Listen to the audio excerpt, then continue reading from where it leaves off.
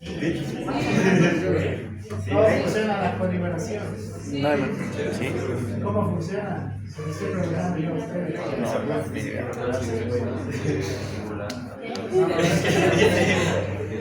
Esa es la verdad. ¿Cómo funciona la coliberación? Ya, eso es sinapsis química.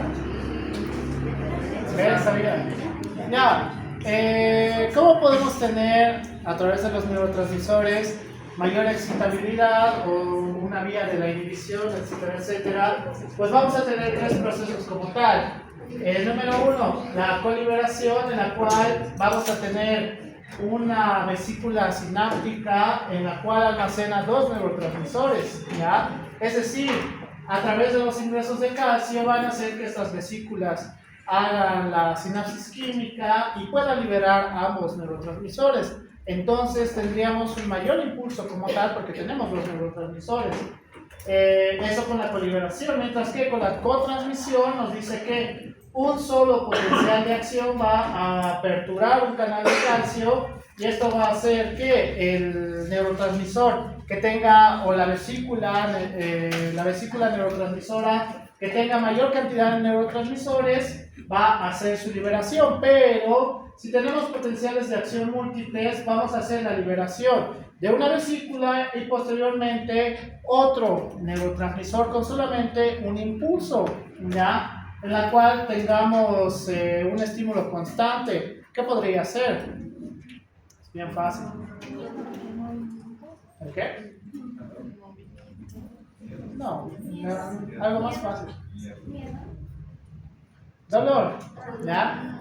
Dolor. ¿Por qué? Un estímulo doloroso inicial, pues puede hacer la liberación de las vesículas a través de, pero si el dolor continúa, vamos a tener mayor cantidad de liberación de neurotransmisores, ¿ya? ¿Por qué? Porque vamos a hacer varios potenciales de acción múltiples, mientras que la cotransmisión nos dice, esta sí, nos dice que un solo potencial de acción puede estimular dos vesículas presinápticas en las cuales liberen dos neurotransmisores, porque esta va a poder estimular estos canales de calcio, ¿ya? Entonces tenemos todos estos y con esto podríamos entender un poquito más porque hay algunos estímulos que te causen mayor interpretación de la sensibilidad o porque hay otros que te causen menos, ¿ya?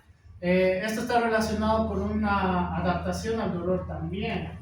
Es decir, que cuando tenemos la de cotransmisión y el ejemplo que yo uso, los tatuajes, pues hay una adaptación al dolor. ¿Por qué? Porque el potencial de acción van a ser múltiples. Entonces, neurotransmisores inhibidores, para hacer una regulación del dolor, pues tengamos mayor liberación, ¿ya? Y tratar de inhibir el dolor como tal, que no va a funcionar todo el tiempo por obvias razones, porque el dolor es constante. Entonces, por eso es importante que aprendamos esta parte. Pensé que estaba más adelante con ustedes. ¿Cómo vamos a hacer la despolarización de la neurona? Pues va a ser muy similar, en la cual los iones van a estar involucrados, el sodio, el potasio, el cloro y también el calcio. El sodio, el potencial de reposo de la neurona va a equivaler a menos 65 milivoltios, en la cual el sodio va a equivaler en milivoltios aproximadamente 62 milivoltios. El potasio va a, no menos, perdón, el sodio es más 62 milivoltios. El potasio va a equivaler aproximadamente a ¿cuánto? Menos 40 milivoltios. El cloro, va a equivaler aproximadamente menos 90 milivoltios. Mientras que el calcio va a estar oscilando en más 120 milivoltios. Entonces, dicho esto, con el ingreso de sodio podríamos hacer una despolarización de la neurona. ¿Sí? ¿Por qué? No, ¿por qué? Porque ¿Cuál es el concepto de despolarización? Es cuando despolarizas. No es el concepto de despolarización. Tienes que cambiar la polaridad, ¿ya? Cambiar la polaridad, por eso es despolarización. Entonces tendríamos que volverlo positivo. ¿Solamente con el ingreso de sodio podríamos volverlo positivo? No, porque es más 62 milivoltios. Todavía estaríamos en un rango negativo, ¿ya? Si bien sobrepasaríamos el umbral para la generación de potencial de acción, igualmente no podríamos llegar a una despolarización como tal. Por lo cual, vamos a tener tres fases, no sé si decirle fases, o tres estados, me suena mejor, tres estados de la neurona como tal. Número uno, la neurona de reposo, en la cual el potencial de reposo de la neurona va a ser el menos 65 milivoltios, donde ningún canal iónico va a estar aperturado ni cerrado, ¿ya? No va a haber movimiento de los iones.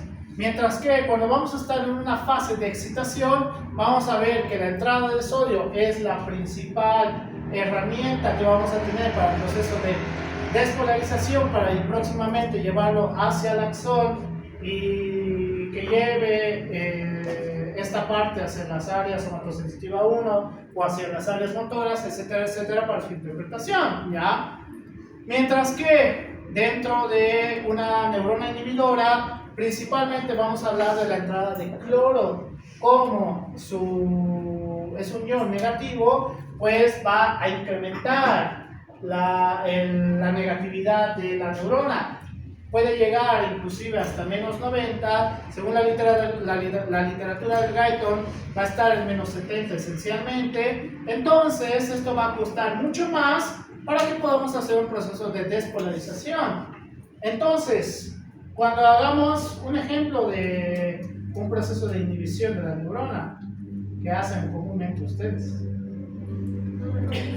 Quiero ver sus respuestas erróneas. ¿Qué? ¿Qué han dicho? Venezuela. No dije nada yo. Bravo. ¿Qué? ¿Qué? Dormir e inhibir. La inhibición, Algo que hacen esencialmente ustedes es insomnio.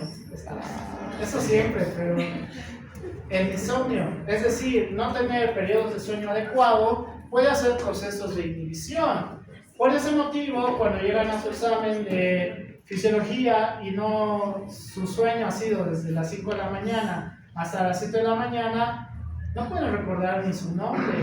Y hasta ahora me acuerdo de esa alumna en la cual me tuvo que preguntar su nombre porque no se acordaba y ya empezaba a paniquearse, porque si no se acordaba su nombre, menos iba a acordar lo que decía en su examen. A ver, más bien su amigo le dijo cuál era su nombre y a partir de eso empezó a tener ya un proceso de estimulación, ya un proceso de inhibición.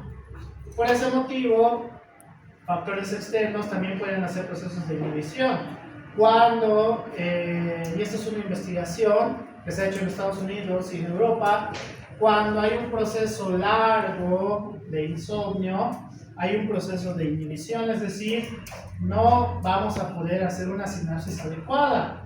Por este motivo, en Estados Unidos y en Europa, el personal de salud ya no, incluso es penado por ley, ya no tienen que hacer turnos más allá de 24 horas. Y si hacen turnos de 24 horas, es remunerado, es decir, que les pagan aparte de su sueldo el turno que hacen, no como en Latinoamérica, que los van a castigar hasta, ¿cuál es el castigo más largo que? Y 6 meses. 6 meses en el hospital, la mitad del año. Iba a quedar, pero solo se ha quedado 3 meses. Así que, y se quedan 3 meses por si acaso, esa pobre alma en pena se ha quedado 3 meses en el hospital, olía horrible, porque no había ducha en el hospital, lo han arruinado bastante bien. Así que ya verán que el castigo que se aplica en Latinoamérica es muy de la vieja escuela. Entonces, si tengo una persona o un personal de salud que no ha podido dormir adecuadamente, ¿qué es lo que va a pasar?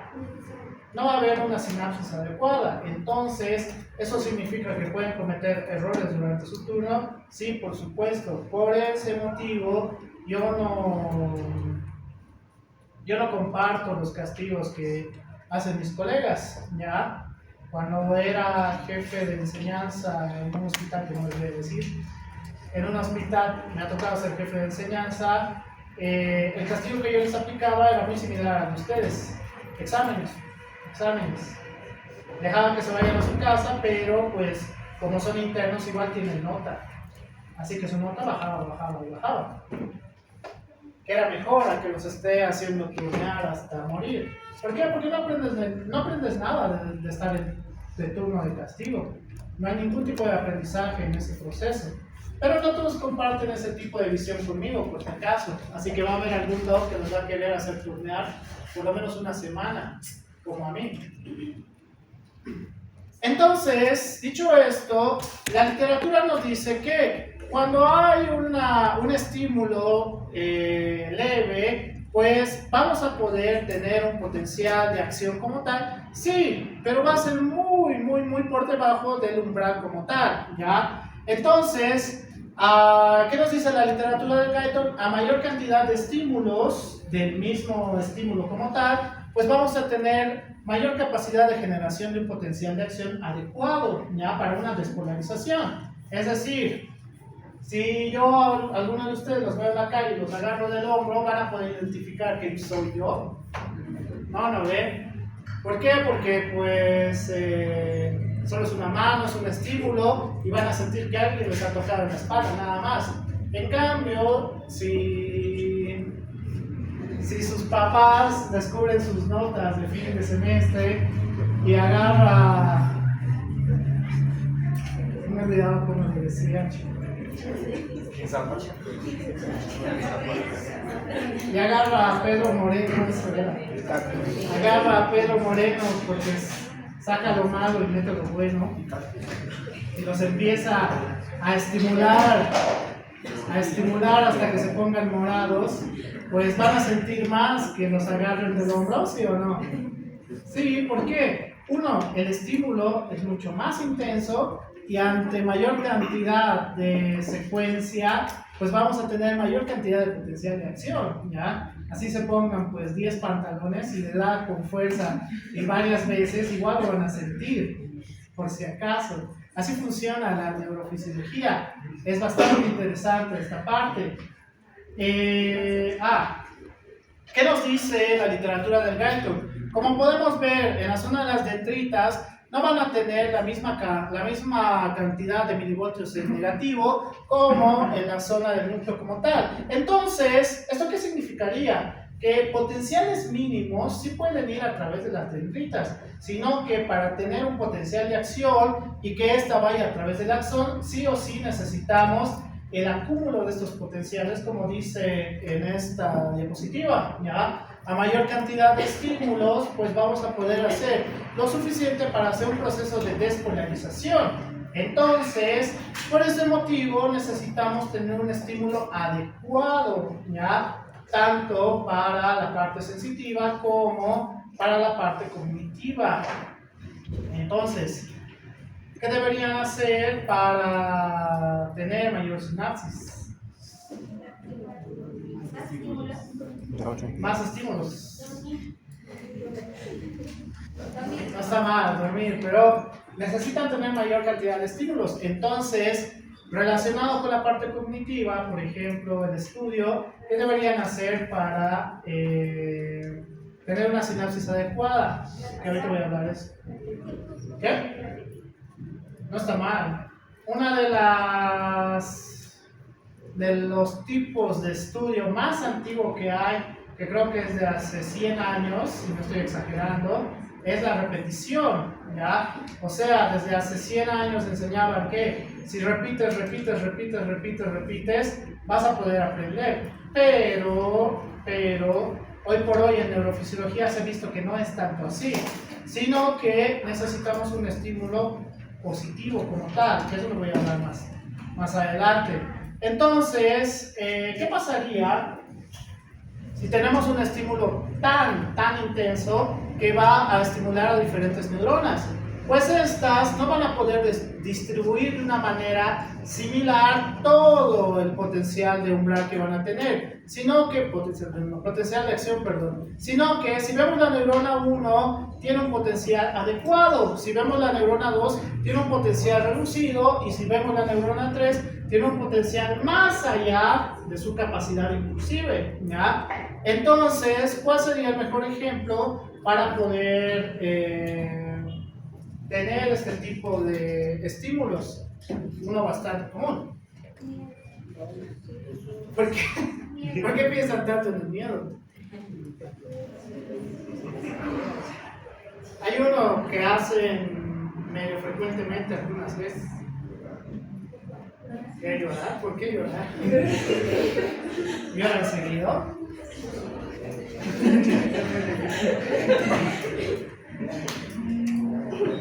El correr es un proceso bastante complejo, es súper complejo. ¿Por qué? ¿Qué estímulos necesitamos hacer? Hacia el uso muscular tenemos que hacer diferentes estímulos para hacer movimientos coordinados, número 1, luego movimientos de contracción, relajación, luego tenemos que hacer un estímulo hacia el área somatosensitiva 1, sobre todo relacionado con la sensibilidad espacial. ¿Para qué? ¿Para qué? No chocarse. Bien, o sea, que puedas tener una idea que haya a tu alrededor, porque ¿cuál es el problema de correr? Y puedes tener un accidente con cualquier objeto fijo que se te atraviese, ya así no corran tan rápido, igual pueden lastimarse. Entonces, los estímulos que vamos a tener a partir de correr sí son amplios, es neurofisiológicamente hablando, es bastante complejo solamente la acción de correr. Por el cual, y algo que Guyton te dice, su cerebro es una máquina. Es una máquina sumamente complicada. Ya si no pueden correr, eso ya no sé qué decirles. ¿Por qué no pueden correr? Buena pregunta. ¿Por qué no pueden correr adecuadamente? ¿Por qué?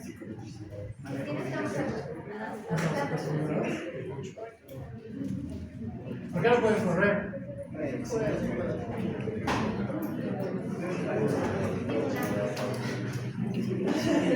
Dentro de la educación universal, porque eso sí es educación universal, se ha visto que la psicomotricidad es algo sumamente importante y por eso se ha inventado una materia que lastimosamente no todos lo aplican como debería ser, que es educación física. Está en el nombre, educación física. ¿Qué se supone que debería hacer el docente de educación física? Pues poder desarrollar la parte psicomotriz, ¿ya? Es decir, si corren como un titán, con sus brazos así, como si fueran un dinosaurio, significa que la psicomotricidad no está desarrollada adecuadamente. Eso viene desde algo más pequeño todavía, significa que su educación física o no la hicieron o no les enseñaron como debían. ¿Por qué? Ahora es más difícil, sí, por supuesto es mucho más difícil. Peor aún si no tienen un hábito de correr, ya va a ser todavía más complejo. Por ese motivo, a los que tienen hijos o quieren tener hijos o tengan sobrinos o lo que sea, que tengan menor de 10 años, es ideal que practiquen cualquier deporte porque es educación física. Y el Guyton te dice que es sumamente importante tener un desarrollo psicomotriz adecuado. ¿Por qué? ¿De qué te sirve correr? Puedes escaparte de situaciones peligrosas. Si no sabes correr, pues así sea un perro de la calle, pues de seguro te va a agarrar y te va a hacer trizas. Si no tienes un buen desarrollo psicomotriz. Y si no tienes un buen desarrollo psicomotriz, ni siquiera vas a poder dar una patada adecuadamente porque te vas a caer. Entonces, abran la puerta, por favor. Se concentra sus pensamientos. Entonces, ¿por qué coloqué acidosis o alcalosis? ¿Qué te dice el Guyton? Los estímulos que podemos tener a partir de alteraciones ácido-base ¿existen sí o no? Sí, existen, en la cual el Guyton te refiere que a partir de la alcalosis aproximadamente por encima de 765 vamos a hacer un proceso netamente de excitación, ¿ya? Es decir, vamos a hacer una excitación a través de la neurona, por el cual, ¿qué sería lo peor que podría pasar en un proceso de alcalosis asociado al sistema nervioso central? Ahorita no.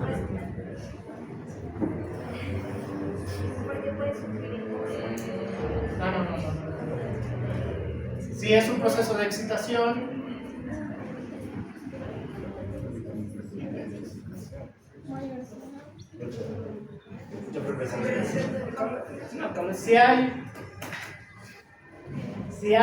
si la alcalosis crea un proceso de excitación y empezamos a subir puntos y puntos, esto puede crear un proceso de convulsiones. Puede llevarte a un proceso de convulsiones porque los estímulos son tan intensos y tan constantes, por el cual un proceso de alcalosis puede llevarte a convulsiones, mientras que la acidosis, el mismo Guyton te dice que hace totalmente lo contrario, hace un proceso de inhibición. Entonces, ¿qué es lo peor que le podría pasar a este paciente? En un paciente con acidosis, coma. Entonces, a partir de esto, por eso, bueno, los que han llevado conmigo Fisiología 1, lo que les comentaba, los trastornos ácido-base. Los trastornos ácido-base complican un montón de sistemas y órganos. Por ese motivo, tenemos que tener mucho cuidado con los trastornos ácido-base. Tenemos que saber definir cuándo es una acidosis metabólica o acidosis respiratoria, alcalosis metabólica, alcalosis respiratoria y cómo se puede solucionar. ¿Ya? Eso lo van a ver en Fisiopato, cómo solucionar. Entonces, la acidosis y la alcalosis en el proceso de la la excitación y la inhibición de la neurona también van a ser importantes. Lo que les ha pasado a ustedes. Entonces, la hipoxia tisular a nivel cerebral va a ser sumamente importante. ¿Por qué?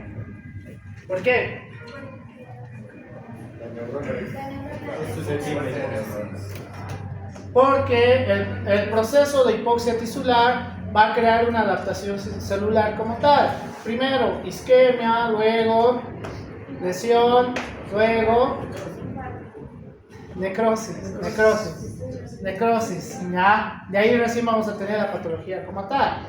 Entonces, si tenemos necrosis, ¿van a poder recuperar esa parte del cerebro que han perdido?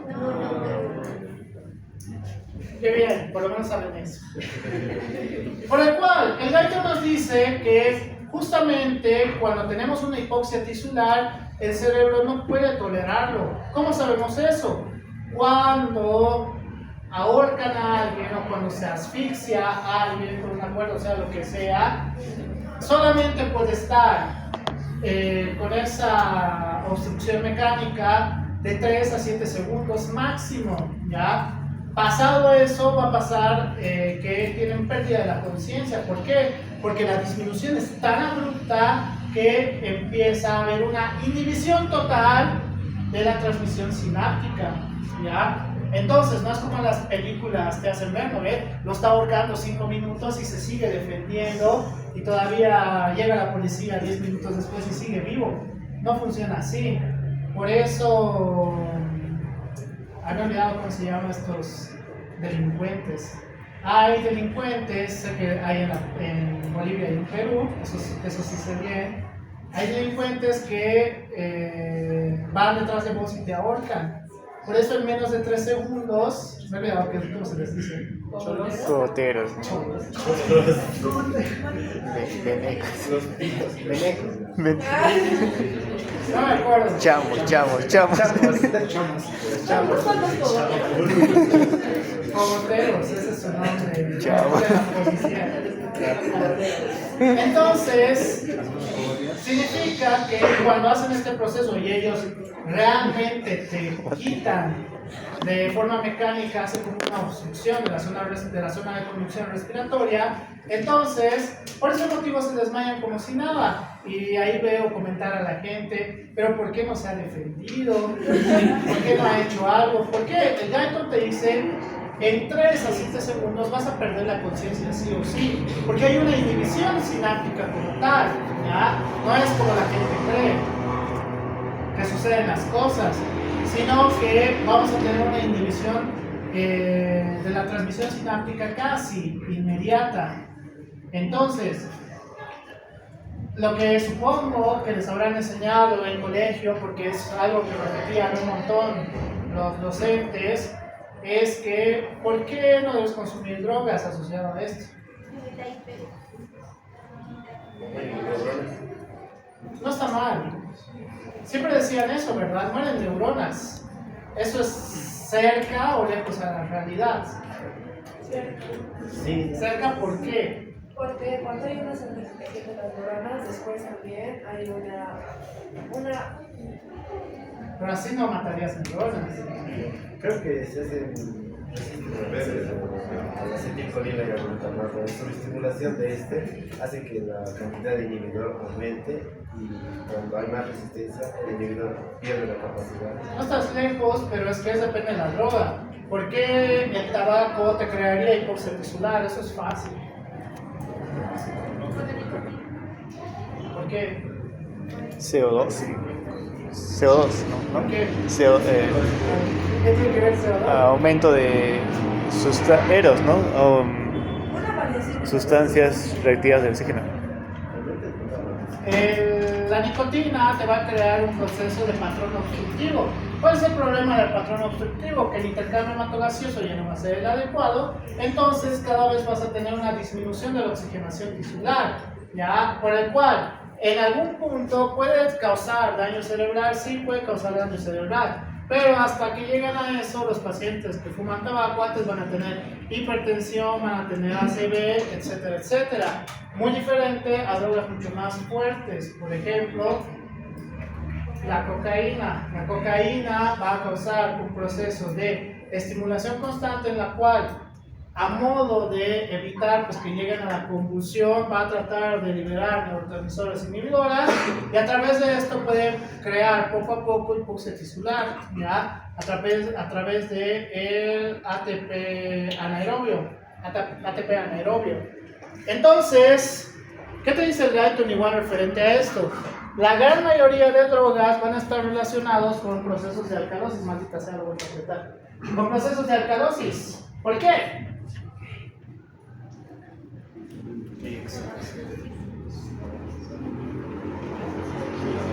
La mayoría de cosas que te causan procesos de alcalosis, obviamente no vas a llegar a alteraciones netas del equilibrio ácido-base, pues va a ser mucho más adictivo. ¿Por qué? Porque vamos a tener un proceso de excitación, mayor transmisión, por ejemplo en la cocaína, mayor transmisión como tal, y entonces se vuelve mucho más adictivo, ya se vuelve mucho más y más adictivo. Por ese motivo tenemos que tener mucho cuidado con cualquier cosa que usen asociado a ustedes a algo, según la investigación de uno de los grupos de mis alumnos, que ya están en sexto creo, que ahora consumen frecuentemente. No se deschapen, por favor. Es algo legal, no ilegal. Energizantes. Los energizantes pueden causar un proceso de excitación, obviamente, pero como es un proceso que en cualquier momento va a ser reversible, tienen que tener mucho cuidado, mucho cuidado. Me justo. Entonces, podemos tener sustancias que causen mayor estimulación o inhibición, sí. La cafeína, la teofilina, la teobromina, estas tres van a ser las más importantes porque van a estar relacionadas con la disminución del umbral. ¿A qué me refiero a esto? La disminución del umbral, digamos que su umbral de neurona X es a partir de los menos 10 milivoltios, el umbral, ¿ya? Estas sustancias hacen que de menos 10 se vuelva a menos 5. Entonces, Por este motivo, la cafeína, la teofilina y la teobromina van a hacer que tengamos mayor excitación de la neurona como tal. No es que te da más impulsos como alguna vez me dijeron, sobre todo los que no están en la carrera de medicina, no es que te da más impulsos, ya no es que son más estímulos, sino que reduce el umbral, es decir, con un estímulo leve vamos a poder hacer un potencial de acción mucho más rápido. La cafeína que se encuentra, ¿en dónde encontramos cafeína? En el café. La teofilina en el té, sí. Y la teobromina El pan. en el chocolate, Por ese motivo, cuando ustedes, queridos varones, hacen enojar a su pareja porque tienen un momento de inhibición cuando hablan, ¿qué hacen para que los perdone? Pues le dan chocolate. Y eso las pone mucho más alegres. ¿Por qué? Porque es un proceso de excitación a nivel de los impulsos neuronales, porque reduce el umbral como tal. Muy diferente a la estricnina. La estricnina, esta sí aumenta los impulsos, no reduce el umbral. Esta aumenta los impulsos. Ahorita no me acuerdo dónde se encuentra estricnina. No sé qué se llama esta fruta. Entonces, la estricnina sí va a causar mayor cantidad de impulsos, por el cual es algo que podemos utilizar como un estimulante en las mañanas. Por eso toman café, por eso toman té, o por eso cuando su pareja se enoje con ustedes, que le tienen que dar pero chocolate de verdad, el sublime no chocolate por si acaso. No la mates tampoco. Le pueden dar chocolate. Igual, mujeres a varones, igual les pueden dar chocolate. Chocolate de verdad me refiero, por si acaso. No esas. El sublime, el Nicolo, ¿qué otras? Filipitos, todos esos no son chocolates, por si acaso. Solamente tienen sabor chocolate, que es diferente. Para que sea chocolate, ¿qué tiene que tener? Cacao. Por lo menos al 60% para que sea considerado chocolate. Si no tiene 60% de cacao, no es chocolate por si acaso. No sé si sabían eso. Es los gringos lo dicen como es una sustancia similar al chocolate, por el cual no puede hacer procesos de excitación neuronal, sino que hace, los deja más pesados, porque es como si consumieran grasa, como si consumieran grasa directo. Antes hacía esa práctica, pero después me arrepentí. Sí, porque vomitan. Entonces, ¿qué podríamos hacer para hacer totalmente lo contrario? Los analgésicos, yo ya sé que forman de las acciones que tienen los analgésicos son variantes dependiendo del analgésico, pero a grandes rasgos nos dice el libro de fisiología que estos van a incrementar el umbral, es decir, si antes necesitábamos menos 10 para tener un impulso a través de un potencial de acción, ahora, y dependiendo de la dosis también, necesitamos un más allá de menos 20, etcétera, etcétera. Va a incrementar el umbral, ¿ya? Así funcionan los analgésicos. Entonces, es una manera de decir, ya no es tan directo. Entonces, van a incrementar el umbral, ¿ya? Por el cual, asociado a una investigación que se tiene de este año, si no me equivoco, te dice que los analgésicos en todos los países, incluidos el paracetamol, deberían ser controlados. ¿Por qué? Porque el problema de los analgésicos es que puedes hacer una resistencia a los analgésicos. Por ejemplo, sus papás o sus mamás ven sus notas, les empieza a doler sus cabezas, toman un paracetamol para el dolor de cabeza, pero resulta que ven su nota constantemente y el paracetamol ya no les hace efecto. ¿Qué van a hacer? ¿Qué hacen normalmente las personas? Tomar algo más fuerte. Empieza a tomar ketorolaco. Entonces, ¿por qué? Porque es accesible. Y el farmacéutico solo le dice, ¿quiere algo para el dolor? Tome paracetamol. No, ya no me sirve. Ah, ya, entonces tome esto. No investiga nada más. No es nada contra ellos, por si acaso. Mi hermana es bioquímica y farmacia igual.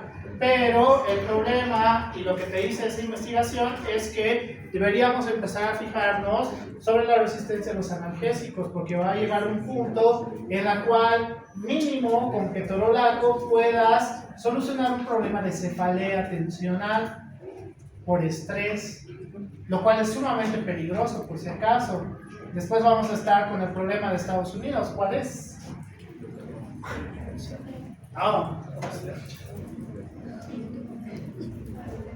Toman anestésicos que solo usan anestesiólogos, sobre todo en la ciudad de Nueva York y Nueva Jersey, ambas ciudades. Es un problema de salud pública allá, aquí no, porque es caro. Es la verdad. Entonces tenemos que tener mucho cuidado con los analgésicos, y yo les comparto esta información a ustedes para que de igual manera tengan cuidado, no den paracetamol por dar, ¿ya? Sepan para qué sirve el paracetamol y en qué momento, porque dosis paracetamol funciona para diferentes cosas. Eso espero les enseñen en farmacología, realmente espero que les enseñen bien esa parte, porque es esencial. Así no van a crear, aunque bueno, a mí ya no me va a importar en ese entonces, así ya no van a crear problemas de salud pública más adelante. Yo me voy a retirar en 5 años más. Voy a dejar la vida de mí, porque ya puedo. Me voy a ir a Europa a visitar todo. Y ya no voy a depender de verlos a ustedes.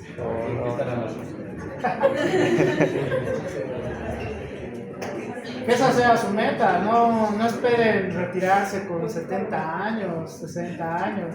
No van a disfrutar de su vida. De mí siempre ha sido mi meta retirarme con 35 o 40 en el peor de los casos. Así que ya puedo retirarme como tal, para ser feliz y no estar pensando en alumnos que no se renegan. Entonces, dentro de la neurofisiología nos dice que vamos a tener diferentes receptores, los cuales van a ser esencial para poder entender de qué se encarga cada uno. Vamos a dividirlo en cinco tipos de receptores como tal. Número 1, mecanorreceptores. Número 2, termorreceptores. Número 3, nociceptores. Número 4, receptores electromagnéticos. Y número 5, quimioreceptores, en la cual los mecanorreceptores que se van a encontrar esencialmente en la piel, vamos a tener el que el 85-90% se encuentra, van a ser las terminaciones libres. Entonces, a partir de estos vamos a tener diferentes que van a ser terminaciones vulvares, como discos de Merck, más otras variantes, terminaciones en ramillete, terminaciones de Ruffini, otras terminaciones encapsuladas, como ser corpúsculos de Meissner, corpúsculos de Krauss, órganos terminales en los pelos, sensibilidades en los tejidos profundos, como terminaciones nerviosas libres, terminaciones vulvares, terminaciones en ramillete, Ruffini, muy similar a los anteriores, con la diferencia que acá vamos a encontrar terminaciones musculares, de usos musculares y receptores terminosos de Golgi. Ah, cierto, eso no les he dicho. Vamos a tener otros mecanorreceptores relacionados con sitios en específico. A nivel del oído vamos a tener los receptores acústicos de la cóclea, y para el equilibrio los receptores vestibulares, que eso les voy a enseñar más adelante. De la presión arterial vamos a tener receptores en los senos carotídeos y la aorta. Ah, claro, esto igual les he enseñado o les han enseñado. Bien.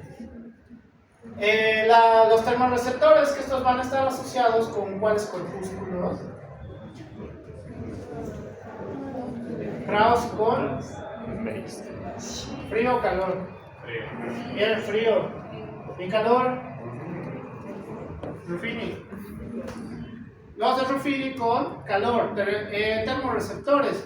Los nociceptores, que van a estar relacionados netamente con el dolor, con las terminaciones libres, y los receptores electromagnéticos relacionados con la visión, con los conos y los bastones, ¿ya? Y los quimioreceptores, pues a nivel del gusto, a nivel del olfato, relacionados con la oxigenación arterial también a través de los cuerpos carotídeos y el seno carotídeo, directamente relacionados con el sistema respiratorio, supongo que se acordarán de la osmolalidad en las neuronas de los núcleos supraópticos de sus inmediaciones, los receptores de CO2 sanguíneo a nivel del bulbo raquídeo o su superficie de los cuerpos carotídeos y aórticos, igual con el sistema respiratorio. Les digo esto porque puedo preguntarme, ¿ves? Se supone que ya han llevado. Dibuje, no es mala idea. No, Patente pendiente. Glucosa, aminoácidos, ácidos grasos sanguíneos en los receptores del hipotálamo. Entonces, ¿qué te dice el Gaitor? Que todos estos receptores van a ser importantes. ¿Por qué? Porque va a ser el primer paso para los estímulos. El primer paso para los estímulos. Entonces, ¿qué pasaría si tuviéramos un daño de por lo menos 6 de estos? No necesariamente, sino que, por ejemplo, en pacientes quemados todavía tienen una sensibilidad, pero no pueden identificar exactamente el impulso, porque el impulso no viaja como debería viajar, ¿ya? Todavía hay los conductos necesarios para poder tener una estimulación, pero ya no pueden identificar qué es qué. Ese es el gran problema, ¿ya? Por el cual no solamente tenemos que pensar en trastornos a través del sistema nervioso central, sino que a través de los receptores podemos tener trastornos asociados también. Es decir, hay en un tipo de personas que sí ocurre este tipo de situaciones. ¿Cuáles? Menos los quemados, eso no es normal. Hay un tipo de personas en las cuales puede alterarse mecánicamente los receptores.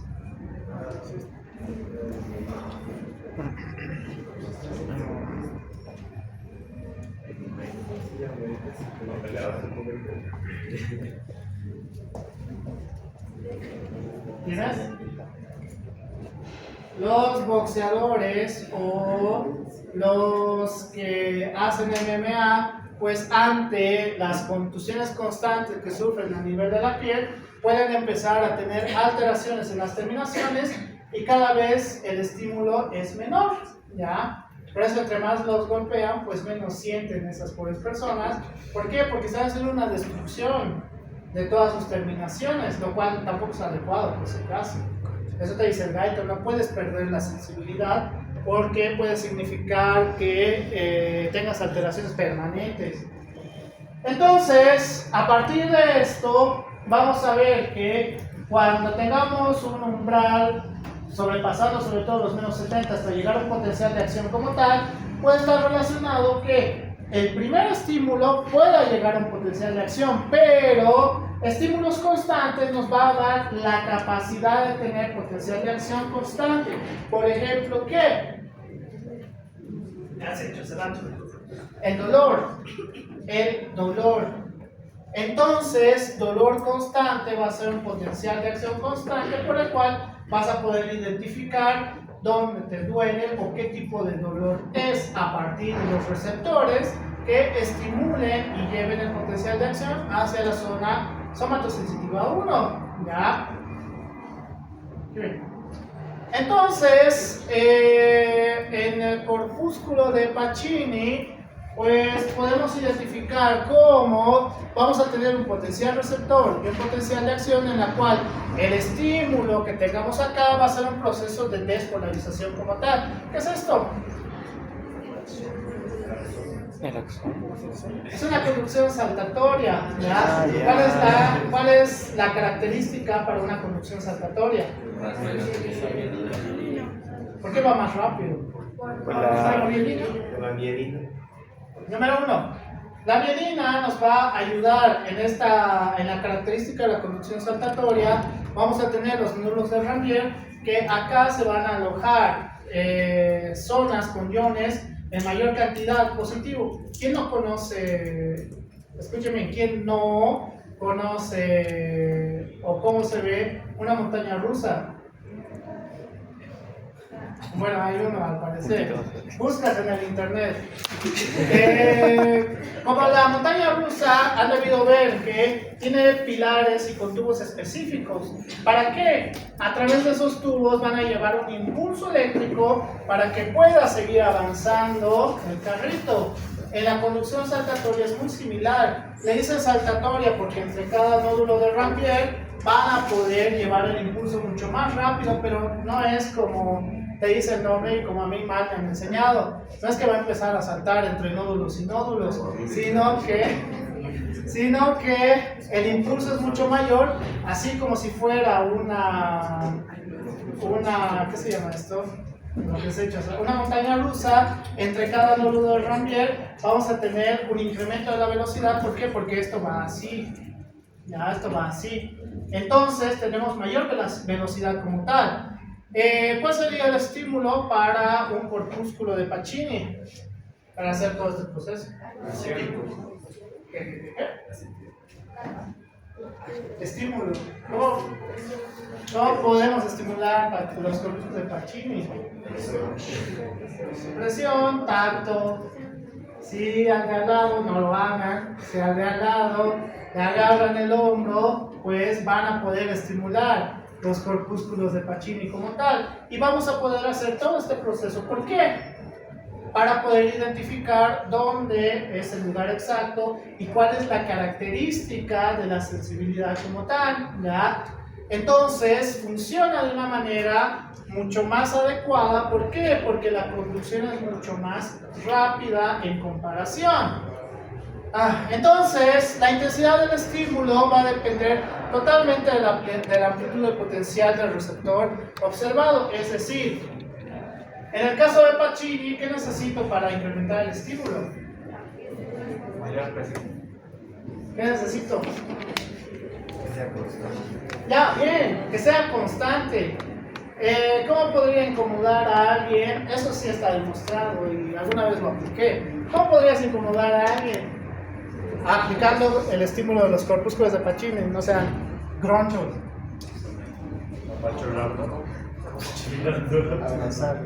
Eso es acoso. No le incomoda.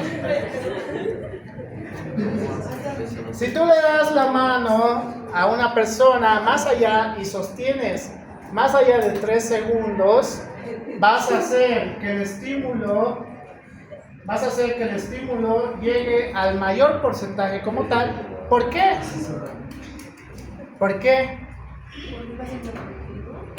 Número 1, es continuo. Número 2, socialmente hablando, ¿cuál sería el lunático que yo le dé la mano y esté agarrándome la mano más de 5 segundos? No es normal, ¿no ves? Claro, pero si tú ves a alguien, de repente uno de ustedes me agarra la mano más de 5 segundos, ahí voy a verlos raro a ustedes, ¿no ves? Entonces, dependiendo de la terminación nerviosa que vamos a estimular, pues depende a cuánto podemos llegar a la intensidad del estímulo. ¿Por qué? ¿Por qué llegaríamos casi a un 100% en el caso de los corpúsculos de Pacini? No específicamente. Si yo empiezo a agarrarle la mano más allá de 5 segundos, más de lo que debería durar un saludo, pues empieza a concentrarse solo en este estímulo y todos los demás estímulos que tiene a su alrededor empiezan a disminuir. Ya, por eso también se concentra solo en este estímulo, porque hay un estímulo que tienen constantemente ustedes, que creo que ya les he dicho. ¿Cuál? ¿El de la ropa? Bien, siguen por el miedo. Tener puesta la ropa, ¿ya? O sea, el que tengan la ropa puesta causa un tipo de presión y un tipo de contacto. Entonces, esta casi no se siente, por el cual inclusive el umbral de eso se reduciría y vamos a tener una mayor cantidad en la persona que te está agarrando la mano. ¿Por qué? Porque el estímulo solamente se concentra en eso. Ya no piensan en nada más, sobre todo las chicas supongo que entienden esa parte. Cuando el chico peculiar empieza a abrazarlos más de lo que debería, empiezan a concentrarse en el abrazo incómodo, ¿no ves? Empiezan a decir, ¿por qué me está abrazando tanto? ¿Y qué es lo que quieren hacer esos ratos? Es el sonido. Todas hacen el mismo. Solo amigos. ¿Por qué? Porque hace un estímulo a nivel del área somatosensitiva 1 para pasar hacia la parte motora y que puedan apartar a las personas que no quieren ese abrazo, ¿no ves? En los varones, ¿qué sería? No sé. Que entre varones se agarren la mano, supongo. Supongo, no sé. Pasa, O man. que se miren fijamente entre ustedes, varones, me refiero.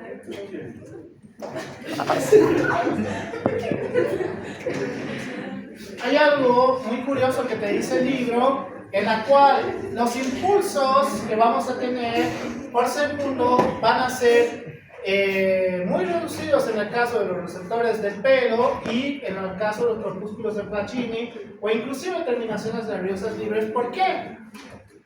Porque necesitamos sí o sí un estímulo, ya necesitamos sí o sí un estímulo, pero cuando hablamos de los receptores de la cápsula articular y del uso muscular, estos empiezan los estímulos de una manera casi inmediata. ¿Por qué?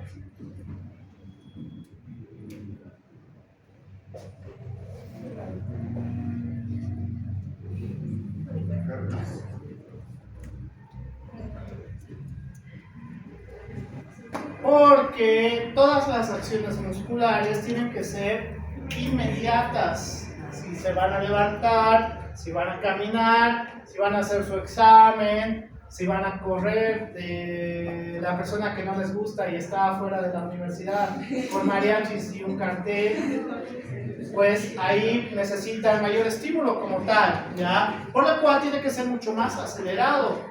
Entonces, los impulsos por segundo que vamos a tener a través de los receptores de la cápsula articular y el uso muscular son mucho más veloces en comparación.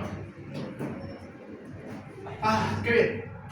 Entonces, vamos a tener una clasificación de las funciones y las fibras que vamos a tener, en la cual vamos a dividirlas en dos, en amiolínicas y en mielínicas, en la cual las amiolínicas van a estar relacionadas primero con la velocidad de conducción de 0,5 hasta 2 milisegundos o metros segundo, perdón. La clasificación general, vamos a ver que vamos a hablar de las fibras C, de la clasificación de los nervios sensitivos, los tipo 4, y en las funciones sensitivas vamos a hablar del tacto grosero y la presión, las cosquillas, el dolor fijo y continuo, el frío y el calor al inicio. El frío y el calor al inicio. ¿Por qué? ¿Por qué las cosquillas? Eso no me han respondido nosotros. ¿Por qué las cosquillas? Están en las fibras amielínicas.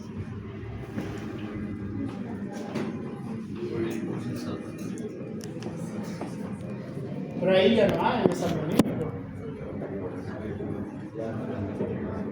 ¿Quién no tiene cosquillas? ¿Alguien me ha dicho mi mamá?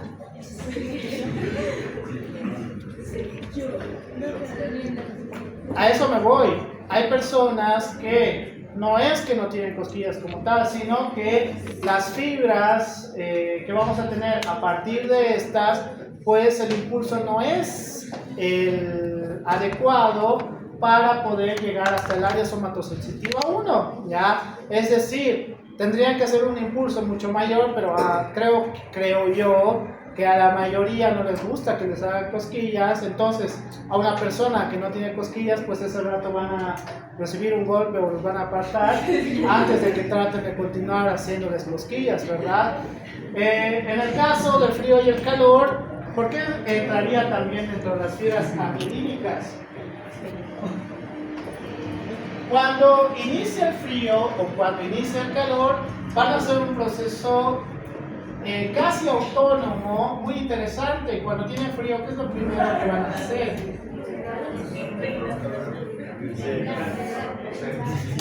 Cuando empiezan a tener frío, antes de temblar o tiritar, etcétera, etcétera, pues van a hacer un proceso de abrigarse, siempre y cuando tengan algo con que abrigarse, ¿no ves? Lo hacen casi de manera autónoma, ni siquiera lo piensan. Entonces, ay, creo que está haciendo frío. Y todavía dicen creo. Y lo mismo con el calor. Cuando sienten calor, un poco más de calor, pues se quitan su chaqueta o su chamarra, etcétera, etcétera, y por el cual estas no necesitan un gran impulso, para hacer una acción tan simple, ¿ya? Porque creo yo, no es difícil sacarse su chamarra, ¿no? Ya si les cuesta, háganse ver con el neurólogo.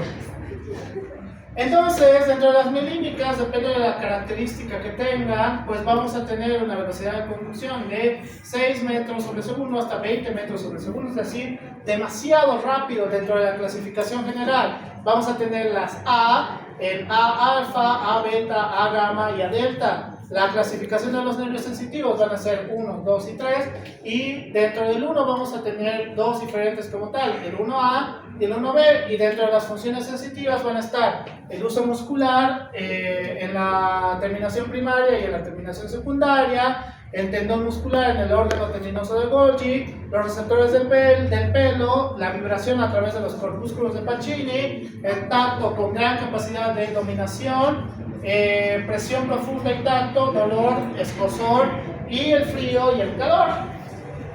Entonces, todo esto es importante para poder determinar cuál función sensitiva vamos a tener, a partir de qué nervios sensitivos o a partir de qué clasificación general van a poder llevar todo este estímulo. Qué bien. Dentro del estímulo espacial, así se llama, el estímulo espacial te dice que para poder identificar qué está pasando en alguna zona de la piel, un estímulo débil no va a ser el adecuado. Necesitamos mayor cantidad de estímulos o un estímulo mucho más intenso. Por ejemplo, si algún bully entre ustedes empieza a lanzarle papelitos de papel de adelante, ¿va a poder sentir exactamente de dónde viene? No. ¿Por qué? Porque el estímulo es débil. Mientras que si algún lunático entre ustedes le lanza el libro de Guyton al de adelante, ¿va a poder saber de dónde ha venido? ¿De dónde aproximadamente? Sí. ¿Por qué? Porque es un libro grande, no creo que venga desde ahí atrás, y si es fuerte, es bastante próximo a esa persona. Por el cual, la intensidad de la señal va a depender de los impulsos que tengamos. A mayor cantidad de impulsos, mayor intensidad de la señal. Es por eso que en el caso de la parte sensitiva necesitamos mayor cantidad de impulsos para tener una intensidad de la señal adecuado.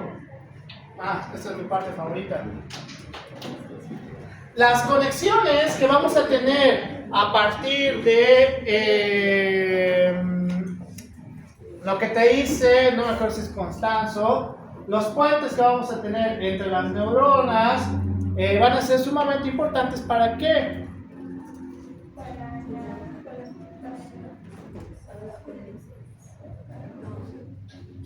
La sinapsis va a ser mucho más rápido y mucho más adecuado entre mayor cantidad de conexiones tengamos. Entonces, y lo que les he preguntado a los otros, que tampoco me han respondido, ¿cómo puedo tener más conexiones?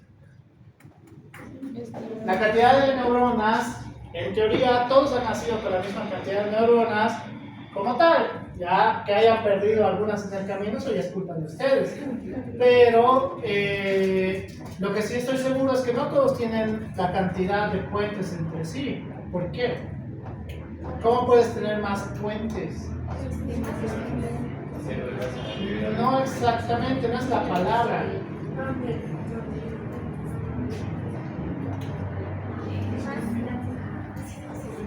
No, eso te va a causar confusiones.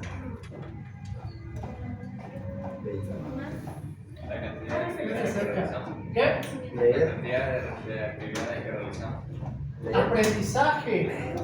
Aprendizaje. No solamente desde el aspecto de leerme de Guyton completo y ya, sino que si supongamos que ustedes han triunfado como querían y son subespecialistas o subespecialistas Eso significa que ya no pueden hacer más puentes. No, ¿por qué? ¿Qué pueden hacer? Pueden hacer otra carrera, pueden hacer actividades físicas nuevas en las cuales tenga su grado de complejidad, pueden aprender otros idiomas, pueden hacer un sinfín de cosas para que todo este punto de uniones tengamos una gran capacidad de poder estimular no solamente una neurona y ya como a veces funciona su pensamiento de algunos de ustedes. Es una unión hacia una neurona y paren de contar, sino que toda la capacidad que tengamos a través de las diferentes uniones puedan hacer que podamos resolver de una manera mucho más adecuado cualquier problema que tengamos enfrente, ¿ya? Es lo único que tienen que hacer para que la carrera empiece a ser fácil para ustedes. Por eso les digo tanto que estudien. No los jodo solo porque soy el docente de fisio ya, sino que si hacen puentes de conocimiento ahora, va a ser mucho más fácil rendir a lo largo de la carrera, va a ser mucho más fácil y les aseguro que cada semestre va a ser más y más y más fácil, que supongo que es lo que buscan, ¿no ven? Lo que se haga más complicado. Entonces, para tener facilitación del estímulo como tal, vamos a tener una zona facilitada que va a estar relacionada con puntos de unión a través de la fibra nerviosa de entrada. ¿Para qué? Para llevar la excitabilidad de esta hacia el axón o hacia el lugar de salida. Por el cual podemos tener dos diferentes tipos de divergencia, en la cual viene a través de, en el mismo fascículo, empezamos un estímulo y este va a empezar a tener una división, o en la divergencia de múltiples fascículos, en las cuales tenemos diferentes estímulos que estas van a llevar a diferentes zonas como tal. Pero, ¿qué pasaría si necesitamos hacer un potencial de acción directamente? Pues vamos a tener una convergencia desde una sola fuente, digamos, desde una divergencia del mismo fascículo lleguen a una convergencia en una sola fuente, va a ser mucho más adecuado que tengamos un potencial de acción. Pero si tenemos una convergencia desde múltiples fuentes, qué sé yo, supongamos que es correr. La primera fuente, ¿de dónde vendría? ¿Respirar? ¿A correr te olvidas de respirar? Aunque no está mal, en teoría incrementan la respiración. Ya, supongamos respirar. ¿Qué más? Ya, a través del uso muscular, contracción y relajación. ¿Qué más? Fuente 3.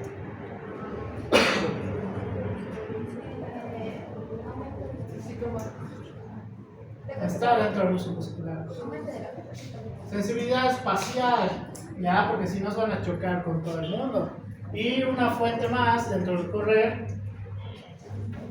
coordinación, ya, porque si no van a correr como si fueran robots y no pueden correr así, es mecánicamente complicado, no imposible, porque hay 2 o 3 personas que corren así.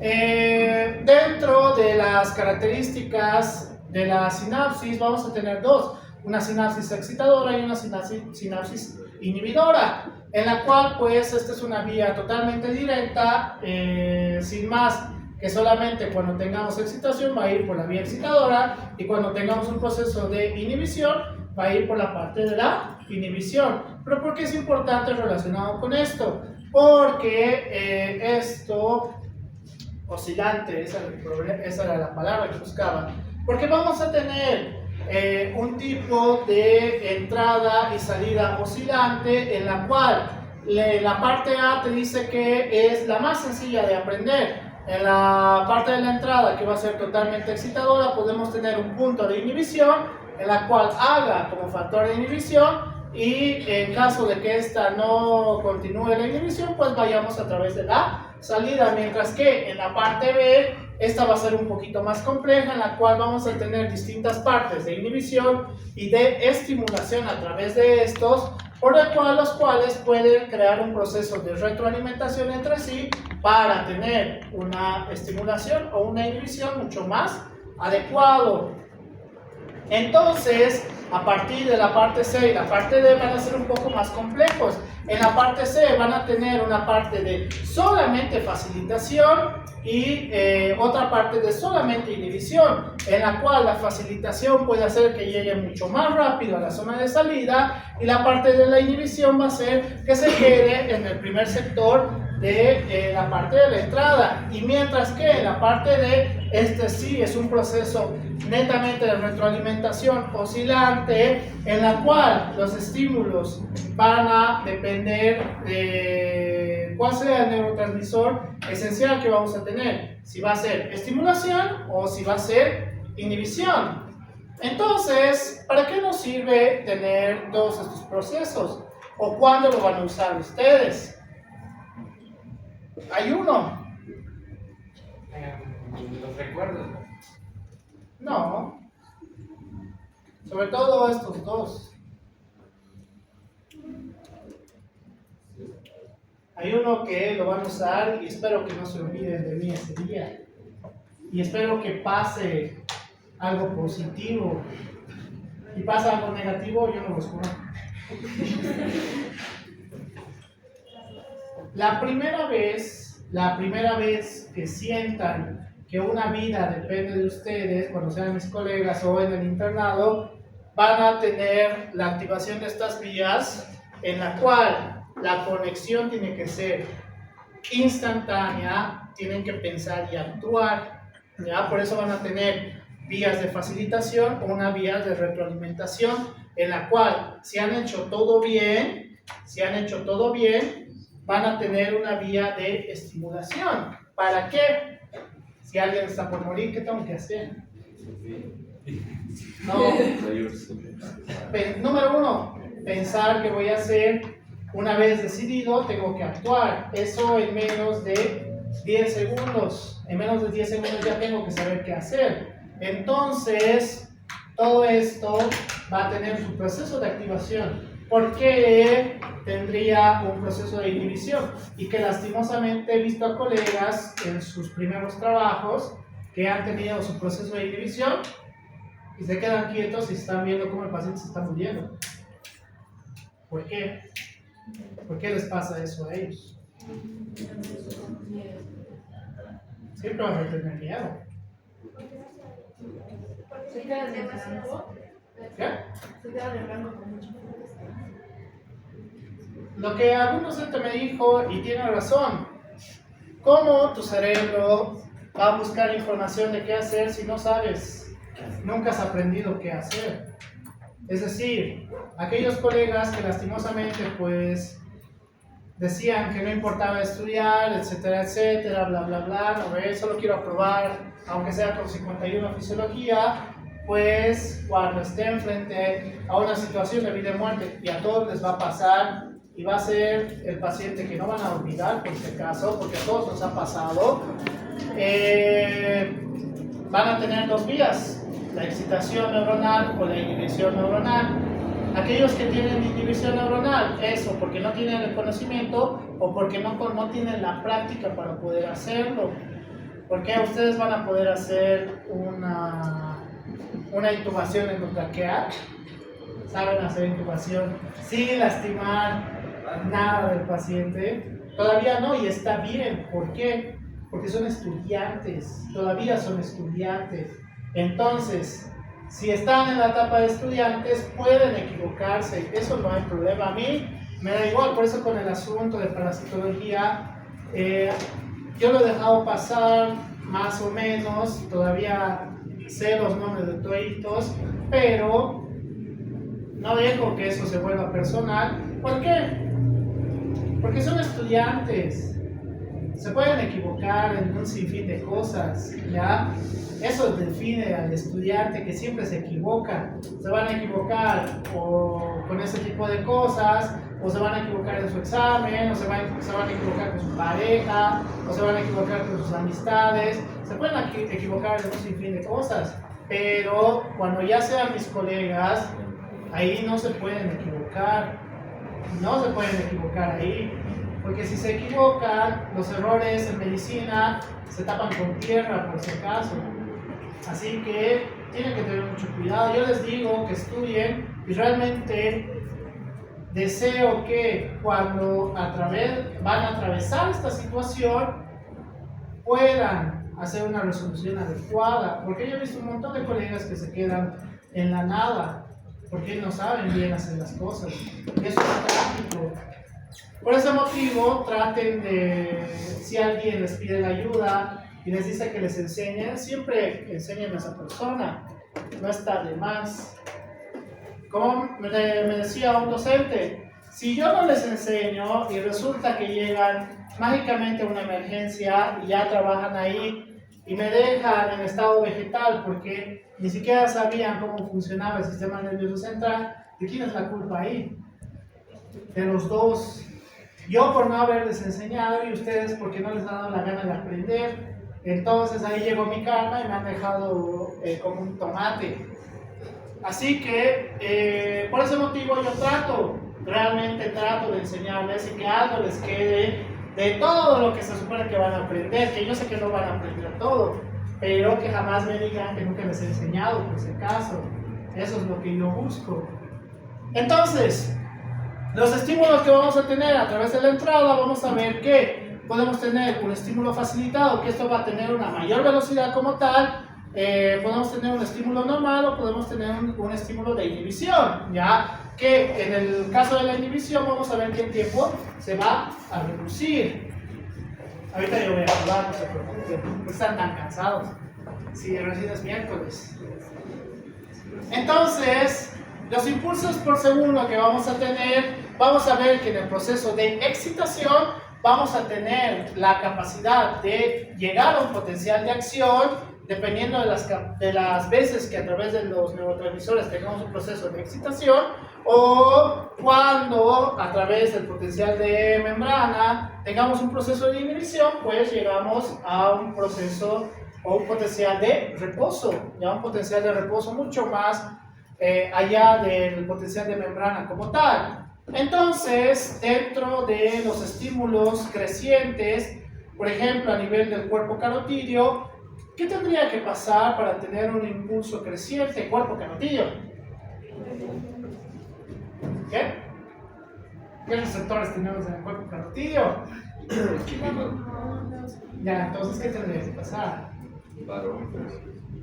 Uno, disminución de la presión, que hablando de la presión arterial media, que menor de 110 vaya disminuyendo, pues esto va a ser un estímulo cada vez mayor. ¿Para qué? Para que de una forma autónoma empiece a hacer cambios a nivel de nuestro organismo, ¿ya? Si tenemos una disminución de la oxigenación, porque los chicos dijeron, ¿quién aguanta más la respiración? ¿Qué va a pasar? En algún momento autónomamente vas a respirar. ¿Por qué? Porque no pueden vivir sin oxígeno. No pueden vivir sin oxígeno. Entonces, entre mayor dure el estímulo, podemos tener un estímulo creciente, sobre todo relacionado con efectos totalmente negativos.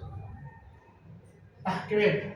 Y la fuerza de la contracción de los músculos flexores, pues vamos a ver que acá es muy diferente, las respuestas son decrecientes. ¿Por qué? Porque las respuestas son decrecientes a pesar de que tenemos estímulos.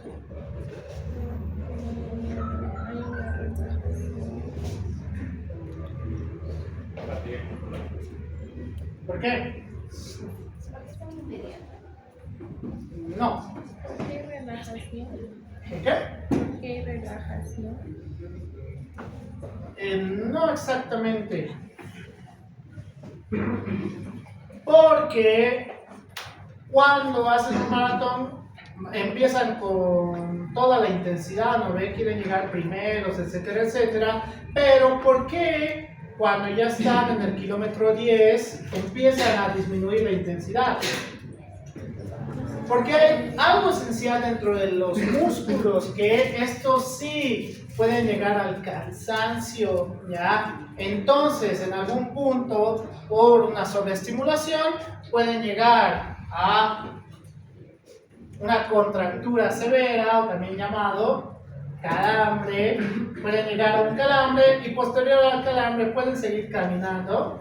No, ya no, porque está en un potencial de reposo absoluto, ya no puede hacer contracciones de músculo. Entonces, por eso hay un estímulo decreciente. En mayor cantidad lo estás estimulando y con un potencial demasiado alto, pues poco a poco vas a empezar a tener una disminución del estímulo como tal. Qué bien. Entonces, y acá lo voy a dejar, siguiendo la otra diapositiva. La literatura de Guyton te dice que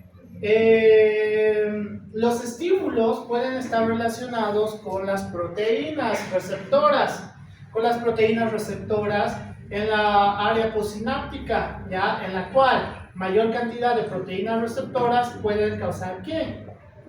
Mayor excitabilidad. ¿Esto es peligroso? ¿Sí? ¿Por qué?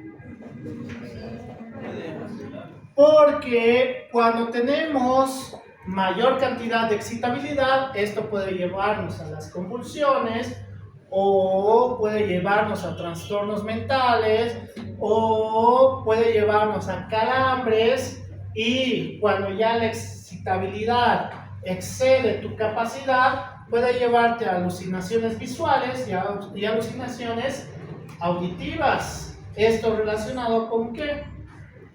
Con drogas, la cocaína, por eso te puede llevar a alucinaciones visuales, alucinaciones auditivas. ¿Cómo pueden llegar a alucinaciones visuales o alucinaciones auditivas sin usar drogas?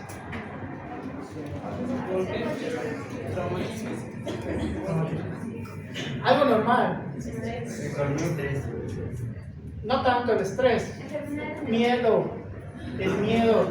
Cuando, no sé, supongamos que es Halloween y hay 4 de ustedes que son los más asustadizos y los meto a una casa abandonada y yo les digo, ¿has visto? Eso ha pasado a alguien y justo se cae algo. ¿Qué pasa? Empiezan a escuchar más cosas o empiezan a ver cosas que en realidad no hay. ¿Por qué? Porque la estimulación sináptica que tiene en ese momento es tan agresivo que puede empezar a crear alucinaciones auditivas o alucinaciones visuales, ¿ya? Por eso tenemos que tener mucho cuidado con aquellas situaciones en las cuales tengamos excitabilidad exagerada, ¿ya? Por eso no tienen que tomar energizantes, por eso no tienen que exceder sus niveles de cafeína, por eso si realmente les da miedo cosas, no se metan a casas de terror, no vean películas de terror. ¿Esto se puede exacerbar? ¿Cómo? ¿Alcohol? ¿Qué? Alcohol. Eso ya es una droga. ¿Se puede exacerbar? Sí. Cuando tienen trastornos del sueño. Cuando tienen trastornos del sueño, van a empezar en un punto tengan tanta excitabilidad, porque se supone que tienen que ser funcionales durante el día, ¿no ve? Empiezan a tener alucinaciones auditivas y alucinaciones visuales. Eso ya es peligroso y ya está dentro de los trastornos mentales. Así que la parte de excitabilidad es sumamente importante, sí, pero te puede llevar a trastornos mentales o alucinaciones como tal. Por eso tienen que tener mucho cuidado. Y gracias a este tipo de explicaciones, esos alumnos que creo que incluso salieron en un video promocional de la universidad, han hecho su investigación de bebidas energizantes. Es alto, es muy alto, pensé que no era tanto. En esta universidad y los de al frente es alto el consumo de energizantes. Y de paso lo consumen inadecuadamente. Así, creo que estoy cansado, tomaré un energizante. Hoy no me siento al 100%, voy a tomar un energizante. O sea, lo toman por todo y por nada. Desde el punto de vista del sistema nervioso central, es sumamente peligroso por si acaso. Por eso, las personas que tienen trastornos del sueño, por ejemplo, el personal de salud, asociado a tener un consumo de cualquier sustancia que cree excitabilidad, puede llevarte a trastornos mentales. Por eso la gran mayoría del personal de salud que hace turnos, ¿qué tipo de enfermedad mental tienen? Tienen dos esencialmente. Depresión y síndrome ansioso. El síndrome ansioso. ¿Por qué? Porque son la bomba perfecta para tener trastornos mentales. Por eso tengan cuidado, yo por eso no hago turnos, porque a mí me da igual, la verdad. Me da igual salvar vidas. Eso ya les dejo a mis colegas de medicina interna, terapia intensiva, ellos que se desvelen, yo estoy feliz donde estoy. Ya si ustedes quieren ser parte de eso, los admiro, la verdad, porque es difícil. Es bien difícil entrar a ese mundo de no dormir, sobre todo los de terapia intensiva. Es súper sacrificado, pero siempre tengan cuidado con su salud. Si ya saben que hacer turnos puede ser un factor de riesgo para trastornos mentales, no le agreguen alcohol, tabaco, drogas. Va a ser 100 veces peor, por si acaso. Va a pasar lo que siempre pasa con los pobres residentes, que se suicidan. Y hay que tener mucho cuidado con eso. Listo. Nos vemos mañana.